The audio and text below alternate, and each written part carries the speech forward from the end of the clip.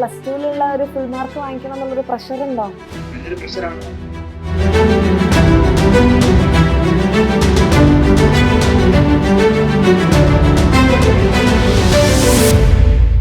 Okay.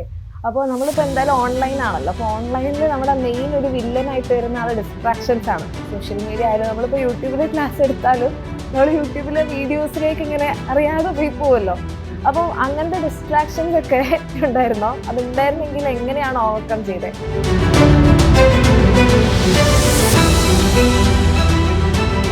ഇനിയിപ്പോൾ plus ടുവിലുള്ള ഒരു full mark വാങ്ങിക്കണം എന്നുള്ളൊരു പ്രഷർ ഉണ്ടോ? നല്ലൊരു പ്രഷറാണ്.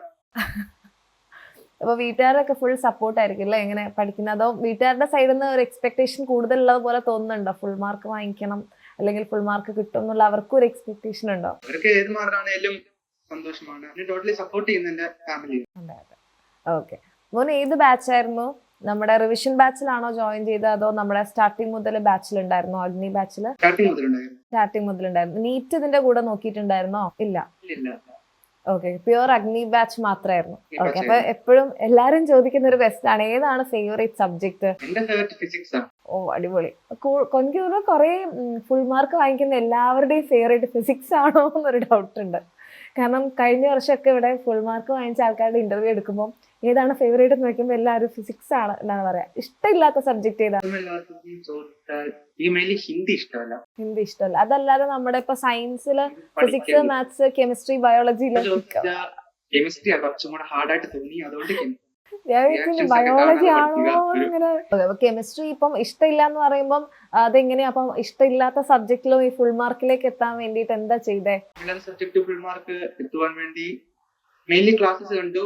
ഈ സബ്ജക്ട് ഇഷ്ടമല്ലെന്ന് പറഞ്ഞെങ്കിലും എക്സാമിനുള്ള ക്ലാസ്സസ് എനിക്ക് വളരെ ഇഷ്ടമുള്ളൊരു ക്ലാസ് കെമിസ്ട്രി. ഓ, അടിപൊളി അടിപൊളി. ഓക്കെ. അപ്പം നമുക്കിപ്പം നോക്കുകയാണെങ്കിൽ ഓൺലൈൻ ആണോ? അപ്പൊ പ്ലസ് വണ്ണിലേക്ക് വരുന്ന സമയത്ത് ഇപ്പം SSLC വരുമ്പം ഓൺലൈൻ വേണോ ഓഫ്ലൈൻ വേണോ എന്നുള്ളൊരു കൺഫ്യൂഷൻ ഉണ്ടായല്ലോ. അപ്പോ ഓൺലൈൻ ആണോ ഓഫ്ലൈൻ ആണോ മോന് ബെറ്റർ ആയിട്ട് തോന്നിയത്? എനിക്ക് എപ്പോഴും ഓൺലൈൻ തന്നെയാണ് ബെറ്റർ ആയിട്ട് തോന്നിയത്. ഞാൻ 10ാം ക്ലാസ് തൊട്ട് എക്സാമിന്റെ സ്റ്റുഡന്റ് ആണ്. ഓ, അടിപൊളി. 10ാം ക്ലാസ് കഴിഞ്ഞപ്പോൾ ഉറപ്പിച്ചു ഇനി പ്ലസ് 1ഉം പ്ലസ് 2ഉം എക്സാമിന്റെ കൂടെ തന്നെയാണ്. Super super. അപ്പം കുറേ ഉണ്ടല്ലോ നമുക്കിപ്പോ പ്ലാറ്റ്ഫോംസ് ഓൺലൈൻ ആയിട്ട്. അപ്പം എന്തുകൊണ്ടാണ് എക്സാമിനർ ചൂസ് ചെയ്യാനുള്ള കാരണം? എക്സാമിനർ ചൂസ് ചെയ്യാൻ കാരണം എന്റെ ചേച്ചി 10 പഠിക്കുമ്പോ കയറിയതാ എക്സാമിനറില്ല. യൂട്യൂബ് ക്ലാസ്സിൽ കയറി. അങ്ങനെ ചേച്ചിക്ക് ടഫായിട്ടുള്ള ഒരു വിഷയമായിരുന്നു ഫിസിക്സ്. ആ ഫിസിക്സ് ഫുൾ എ+ലേക്ക് എത്തിക്കാൻ സാധിച്ചു. ഇന്ന് ചേച്ചി പറഞ്ഞതാ എക്സാമിനറിലെ ടീച്ചേഴ്സ് അടിപൊളിയാണ്. അപ്പൊ ഞാനും കണ്ടു തുടങ്ങി. അങ്ങനെ ഇഷ്ടമായി. ഓരോ ടീച്ചേഴ്സോട് ഒരു അറ്റാച്ച്മെന്റ് തോന്നി. അതെ അതെ. ഓക്കെ. അപ്പൊ എക്സാമിനറിൽ ഇപ്പൊ നമുക്ക് കുറെ ഫീച്ചേഴ്സ് ഉണ്ടല്ലോ ഓരോ ബാച്ചിനായാലും. അപ്പൊ മോന് ഏറ്റവും യൂസ്ഫുൾ ആയി എന്ന് തോന്നിയല്ല ഇഷ്ടപ്പെട്ട ഒരു ഫീച്ചർ ഏതാ? എനിക്ക് ഈ ലൈവ് ക്ലാസ്സും റെക്കോർഡ് ക്ലാസ്സും രണ്ടും പ്രൊവൈഡ് ചെയ്യുന്നത് എനിക്ക് വളരെ ഇഷ്ടമായിരുന്നു. ഇപ്പം ഏതെങ്കിലും ഒരു ടോപ്പിക് വൈസ് സംശയം തോന്നുവാണെങ്കിൽ ഈ ലൈവ് ക്ലാസ് ഫുള്ള് നോക്കി കഷ്ടപ്പെടണ്ട. ഇത് റെക്കോർഡ് ക്ലാസ്സിൽ ടോപ്പിക് വൈസ് ആയിട്ടുണ്ട്. അതുകൊണ്ട് അത് കുറച്ചും കൂടെ സിമ്പിൾ ആയിട്ട് കണ്ടുപിടിക്കാൻ പറ്റും. അത് വളരെ ഇഷ്ടമുള്ള ഒരു ഫീച്ചർ ആയിരുന്നു. ഓക്കെ. ടെൻഷൻ ഒന്നുമില്ലല്ലോ, റിലാക്സ്ഡ് അല്ലേ? ഓക്കെ. ഇപ്പം നമ്മളിപ്പോ ഫുൾ മാർക്കിലേക്ക് എത്തുമ്പം അപ്പൊ നമുക്ക് എന്തായാലും തിയറി മാത്രം മതിയാവില്ല അല്ലെ? അപ്പൊ ക്വസ്റ്റ്യൻസ് നമ്മൾ പ്രാക്ടീസ് ചെയ്യണം. അപ്പോൾ നമുക്കിപ്പോ വർക്ക്ഷീറ്റ് ഉണ്ട്, അതുപോലെ തന്നെ പ്രീവിയസ് ഇയർ ക്വസ്റ്റ്യൻസ് ഉണ്ട്. അപ്പം അതിൽ മോനെ ഏറ്റവും കൂടുതൽ യൂസ് ചെയ്തത് ഏതായിരുന്നു? ഞാൻ ഏറ്റവും കൂടുതൽ യൂസ് ചെയ്തത് ഈ ചലഞ്ചർ ക്വസ്റ്റ്യൻസ്. അത് ഈ എക്സാമിന്റെ പാറ്റേൺ മാറിയപ്പം കൊണ്ടുവന്നൊരു ബെസ്റ്റ് ഫീച്ചർ ആണ് ചലഞ്ചർ ക്വസ്റ്റ്യൻസ്. അതെനിക്ക് വളരെ യൂസ്ഫുൾ ആയിട്ട് തോന്നി. അതെല്ലാം ചെയ്ത് നോക്കിയിട്ടാണ് ഒരു കോൺഫിഡൻസ് കിട്ടിയത്.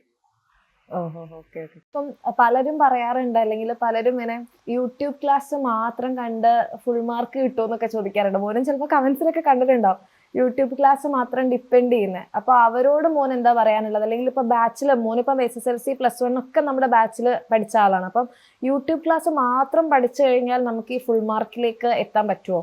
അല്ലെങ്കിൽ നമ്മൾ വിചാരിച്ചൊരു സ്കോറിലേക്ക് എത്താൻ പറ്റുമോ? അല്ലെങ്കിൽ ബാച്ച് യൂസ് ചെയ്യുന്നതുകൊണ്ടുള്ള ഒരു ഡിഫറൻസ് എന്താ മോന് തോന്നി? യൂട്യൂബ് ക്ലാസ്സസ് എന്ന് പറയുമ്പോൾ ഒബിയസ്ലി അതിൻ്റെതായ ചില ലിമിറ്റേഷൻസ് ഉണ്ട്. മെയിൻലി ടൈം ആണ്. ഇത്ര ടൈമിനുള്ളിലാണ് ക്ലാസ് തീർക്കേണ്ടത്. സോ കുറച്ചും കൂടെ ഡെപ്ത് ആയിട്ട് പഠിപ്പിക്കാൻ അത് സാധിക്കത്തില്ല. ഈ ബാച്ചിനാണെങ്കിൽ പിന്നെ 3 പാർട്ടായിട്ടൊക്കെ 2 മണിക്കൂർ ലൈവ് സെക്ഷൻസ് ഉണ്ട്. അതുവഴി ടോട്ടലി ഒരു കോൺസെപ്റ്റിന്റെ ഇൻഡെപ്ത് ആയിട്ട് പഠിപ്പിക്കുന്നുണ്ട്. അങ്ങനെ യൂട്യൂബ് ക്ലാസ്സിൽ കിട്ടണം എന്നില്ല. അങ്ങനെ കിട്ടണമെങ്കിൽ പിന്നെ ടെക്സ്റ്റ് അധികം വായിക്കണം. പക്ഷെ ബാച്ചസിലാണെങ്കിൽ അത് ഇങ്ങോട്ട് പ്രൊവൈഡ് ചെയ്യുന്നുണ്ട്. അതുകൊണ്ട് അതിന്റെ അധികം പറയേണ്ട ആവശ്യമില്ല. അതാണ് ബാച്ചിന്റെ ഏറ്റവും വലിയൊരു ഗുണം. ഓക്കെ. അപ്പോൾ നമ്മളിപ്പോൾ എന്തായാലും ഓൺലൈൻ ആണല്ലോ. അപ്പോൾ ഓൺലൈനിൽ നമ്മുടെ മെയിൻ ഒരു വില്ലനായിട്ട് വരുന്ന ആൾ ഡിസ്ട്രാക്ഷൻസ് ആണ്. സോഷ്യൽ മീഡിയ ആയാലും നമ്മളിപ്പോൾ യൂട്യൂബിലെ ക്ലാസ് എടുത്താലും നമ്മൾ യൂട്യൂബിലെ വീഡിയോസിലേക്ക് ഇങ്ങനെ അറിയാതെ പോയി പോവല്ലോ. അപ്പം അങ്ങനത്തെ ഡിസ്ട്രാക്ഷൻസ് ഒക്കെ ഉണ്ടായിരുന്നോ? അതുണ്ടായിരുന്നെങ്കിൽ എങ്ങനെയാണ് ഓവർകം ചെയ്തത്? ഡിസ്ട്രാക്ഷൻസ് മെയിൻലി യൂട്യൂബിന്റെ ഒരു സജഷൻ ഫീഡ് ഉണ്ട്. ആ ഫീഡ് ഇടയ്ക്ക് ഇങ്ങനെ നോക്കുമ്പം നമ്മുടെ ശ്രദ്ധ തിരിക്കാൻ വേണ്ടിയിട്ടുള്ള ഓരോരോ കാര്യങ്ങൾ അതിൽ കാണാം. അപ്പം അതിൽ മെയിൻ ആയിട്ട് ഞാൻ യൂസ് ചെയ്തത് ഈ ആപ്പ് തന്നെയാണ്. ആപ്പ് ആകുമ്പം അങ്ങനത്തെ ഡിസ്ട്രാക്ഷൻസിന്റെ ഒരു കുഴപ്പമില്ല. പിന്നെ ഒരു ടോട്ടൽ മോട്ടിവേഷനോട് ഇരുന്ന നമുക്ക് ഇന്ന ലക്ഷ്യത്തിൽ എത്തണം എന്നൊരു മോട്ടിവേഷൻ ഉണ്ടെങ്കിൽ നമുക്കത് ആ ഡിസ്ട്രാക്ഷൻ ഓവർകം ചെയ്യാൻ പറ്റും. Okay, very good, very good. അപ്പോൾ ഈ പഠിക്കുന്ന സമയത്ത് ഇങ്ങനെ സ്റ്റഡി റുട്ടീൻ ഒക്കെ ഫോളോ ചെയ്ത് കറക്റ്റ് ടൈം ഒക്കെ വെച്ച് നോട്ടൊക്കെ കംപ്ലീറ്റ് ചെയ്ത് ക്ലാസ് ഒക്കെ കണ്ട് അങ്ങനെ പഠിക്കുന്ന ഒരാളായിരുന്നോ? അങ്ങനെ ചോദിച്ചാൽ അങ്ങനെ പറയാൻ പറ്റത്തില്ല. ഞാൻ എന്റെ ഇഷ്ടമുള്ള ടൈം ഉണ്ട്, ആ ടൈമിലാണ് ഞാൻ പഠിക്കുന്നത്. എപ്പോ എന്റെ പഠിക്കാൻ ഒരു മൂഡുണ്ട് അപ്പൊ ഞാൻ പഠിക്കും. ഓക്കെ. അപ്പോൾ നമ്മളിപ്പം എക്സാം ടൈമിലേക്ക് വരുന്ന സമയത്ത് ഈ ഡിസ്ട്രാക്ഷൻസ് ഒന്നും എന്തായാലും നമ്മൾ മൈൻഡ് ചെയ്യുന്നുണ്ടാവില്ലല്ലോ. അപ്പോൾ എക്സാം ടൈമിൽ ഇപ്പം നമ്മളെപ്പോഴും പറയുന്ന ഒരു കാര്യമാണ് റിവിഷൻ ചെയ്യാന്നുള്ളത്. അപ്പം മോന് എത്രത്തോളം ഈ റിവിഷൻ ചെയ്യുന്നതിൽ ഫോക്കസ് ചെയ്തിട്ടുണ്ട്, അല്ലെങ്കിൽ റിവിഷൻ ഒരു ഇമ്പോർട്ടന്റ് ആയിട്ടുള്ള കാര്യമായിട്ട് തോന്നിയിട്ടുണ്ടോ? റിവിഷൻ വളരെ ഇമ്പോർട്ടന്റ് ആയിട്ടൊരു കാര്യമായിരുന്നു. കാരണം ഈ വൺ ഷോട്ട് ഒക്കെ റിവിഷന്റെ കണ്ടാണ് കുറച്ചും കൂടെ ഒരു ക്ലാരിറ്റി വന്നത്. നമ്മൾ പഠിക്കുന്നതെല്ലാം ഓർത്തിരിക്കണം എന്നില്ലല്ലോ. അപ്പം ഈ വൺ ഷോട്ട് ഒക്കെ മെയിൻലി ഫോക്കസ് ചെയ്യും. പിന്നെ പ്രീവിയസ് ഇയർ ക്വസ്റ്റ്യൻ ചെയ്യുന്നതിന് ഒരു റിവിഷനാണ്. അത് നമുക്ക് അറിയാത്തൊരു കോൺസെപ്റ്റ് അപ്പൊ ആ ഒരു ക്വസ്റ്റ്യനുകളോടെ പഠിച്ചെടുക്കാൻ പറ്റും. ഇനി ഷോർട്ട് ആയിട്ടുള്ള ലെക്ചേഴ്സ് ഒക്കെ ഉണ്ടായിരുന്നു, അതെല്ലാം കൂടെ വെച്ചാണ് പഠിച്ചത്.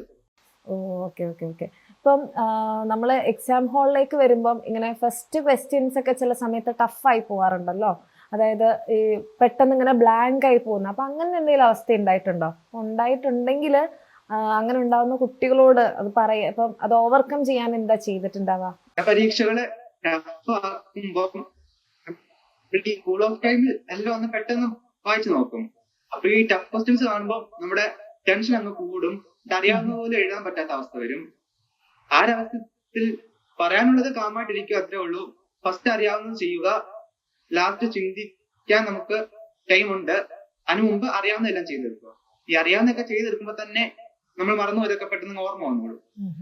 അപ്പം കാമായിട്ടിരിക്കുക, അറിയാവുന്നത് ചെയ്യുക, ബാക്കി ലാസ്റ്റ് നോക്കുക. നമ്മുടെ ബാച്ചില് നമ്മൾ ചാപ്റ്റർ വൈസ് എക്സാംസ് പ്രൊവൈഡ് ചെയ്തിട്ടുണ്ടായിരുന്നു. അപ്പൊ അത് ചെയ്ത് നോക്കിയിട്ടുണ്ടായിരുന്നോ? ഞാൻ മെയിൻലി ഗൈഡിലെ യൂണിറ്റ് ടെസ്റ്റുകളാണ് ചെയ്ത് നോക്കിക്കൊണ്ടിരുന്നത്. Okay okay okay. അപ്പൊ അത് സമയം വെച്ചിട്ടായിരുന്നു ചെയ്യുക? അപ്പൊ നമ്മൾ ടൈമും കൂടെ വെച്ചിട്ടുണ്ടായിരുന്നല്ലോ. അപ്പൊ ആ ടൈം അഡ്ജസ്റ്റ് ചെയ്തിട്ടാണോ ചെയ്യുക? അതുപോലെ പേപ്പറിൽ തന്നെ എഴുതി തന്നെ നോക്കുമായിരുന്നോ? എഴുതി നോക്കും. നമ്മളത് എത്ര ഫാസ്റ്റ് ആയിട്ട് ചെയ്യാൻ പറ്റും എന്ന് നോക്കും ഓരോ ക്വസ്റ്റ്യൻസും. Okay okay. എന്നിട്ട് അവിടെ എന്തെങ്കിലും തെറ്റിയാൽ അതെന്താണെന്ന് മനസ്സിലാക്കും. ഇപ്പൊ സ്റ്റേറ്റ് സിലബസ് ഇപ്പൊ നമ്മള് പ്ലസ് 1 പ്ലസ് 2ലേക്ക് വരുമ്പോ NCERT സിലബസിലേക്കാണ് വരിക. അപ്പൊ അത് എന്തൊക്കെ പറഞ്ഞാലും ഒരു ഡിഫറൻസ് തന്നെയാണ്. അതിപ്പോ നമ്മുടെ ചാപ്റ്റേഴ്സിന്റെ എണ്ണത്തിലായാലും കണ്ടന്റിലൊക്കെ ഡിഫറൻസ് ഉണ്ട്. അപ്പം ആ ഒരു ഡിഫറൻസ് ഭയങ്കര ഒരു വലിയ ഗ്യാപ്പായിട്ട് ഫീൽ ചെയ്തിട്ടുണ്ടായിരുന്നു. ഒരു 10 പ്ലസ് 1 പോകുമ്പം അത് വലിയൊരു ഗ്യാപ്പായിട്ട് തോന്നി. കാരണം കുറച്ചും കൂടെ കൂടുതൽ കോൺസെപ്റ്റ് പ്ലസ് ഡെറിവേഷൻസ്, അങ്ങനെ കുറെ ബൈഹാർട്ട് ചെയ്യേണ്ട കുറെ സംഭവങ്ങൾ ഉണ്ടായിരുന്നു. അതെല്ലാം ഒരു ഗ്യാപ്പ് ആയിരുന്നു. എന്നാലും ക്ലാസ്സസ് ഫോളോ ചെയ്താൽ ആ ഒരു ഗ്യാപ്പ് ഒരു കുഴപ്പമല്ല എന്ന് മനസ്സിലാവും. നമ്മളിപ്പോ നമ്മള് പ്ലസ് 1 പ്ലസ് 2ലേക്ക് വരുമ്പോഴായിരിക്കും നമ്മൾ കുറെ കാര്യങ്ങൾ, ഇപ്പൊ നമ്മളെല്ലാരും പറയാറുണ്ടെങ്കിലും ഈ ഹയർ സെക്കൻഡറി പ്ലസ് 2 എത്തുമ്പോഴാണ് പ്ലസ് 1 ഞാൻ ഇങ്ങനത്തെ കുറച്ച് മിസ്റ്റേക്ക് ചെയ്തിരുന്നു, അത് ചെയ്തില്ലായിരുന്നെങ്കിൽ എനിക്ക് കുറച്ചുകൂടി ബെറ്റർ ആക്കാമെന്ന് നമുക്ക് കുറെ കാര്യങ്ങൾ തോന്നുമല്ലോ. അപ്പൊ അതുപോലെ മോന്റെ ഭാഗത്തുനിന്ന് മോന്റെ പഠനത്തിന്റെ രീതിയിലോ അങ്ങനെ എന്തെങ്കിലും ഈ മിസ്റ്റേക്ക് ഇല്ലായിരുന്നെങ്കിൽ നല്ലതായിരുന്നു എന്ന് അങ്ങനത്തെ എന്തെങ്കിലും തോന്നിയിട്ടുണ്ടോ? മെയിൻ ആയിട്ട് തോന്നുന്നത് ഈ ബാക്ക്ലോഗ്സ് ഒക്കെ വെക്കുന്നതായിരുന്നു ഏറ്റവും വലിയൊരു പ്രോബ്ലം. നമ്മൾ എക്സാമിന് ലാസ്റ്റ് ആകുമ്പോഴത്തേക്കിനും ആ ഒരു ടോപ്പിക്ക് നമ്മൾ ഫ്രഷ് ആയിട്ട് പഠിക്കേണ്ട അവസ്ഥ വരെ വന്നിട്ടുണ്ട്. അതെന്റെ പ്ലസ് 1 ഞാൻ പഠിച്ചൊരു പാഠമാണ്. അത് ഞാൻ പ്ലസ് 2 വന്നപ്പോഴും അത് തിരുത്താനാണ് ശ്രമിച്ചത്.